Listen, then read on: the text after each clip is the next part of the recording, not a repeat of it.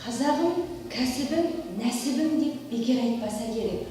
Қолөнер дегеніміз кәсіптің бірегейі, ал кәсіпкерлік ол адам баласының тіршілік көзі.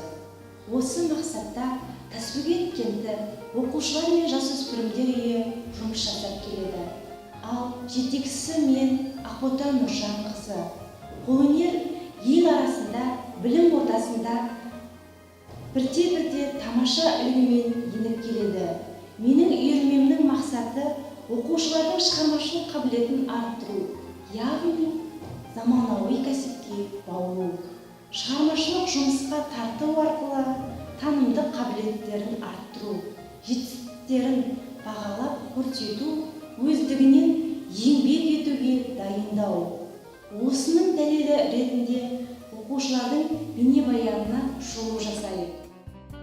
Гобелен көркем шығармашылық туындыға жатады.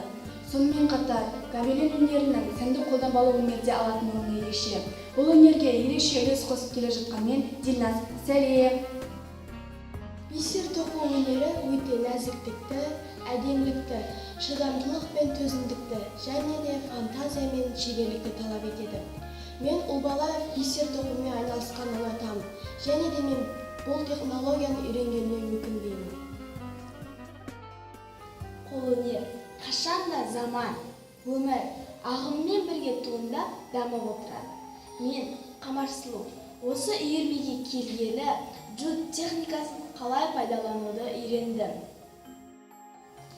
Өнер ағып жатқан бұлақ, білім жанып тұран шақ дегендей, өнерлі де білімді жастар еліміздің ертеңі. Сонда да 8 қырлы, 1 сырлы қазақ азаматтарын тәрбиелеу үшін баланың жан дүниесін, өнердің алуан түрін байыту қажет.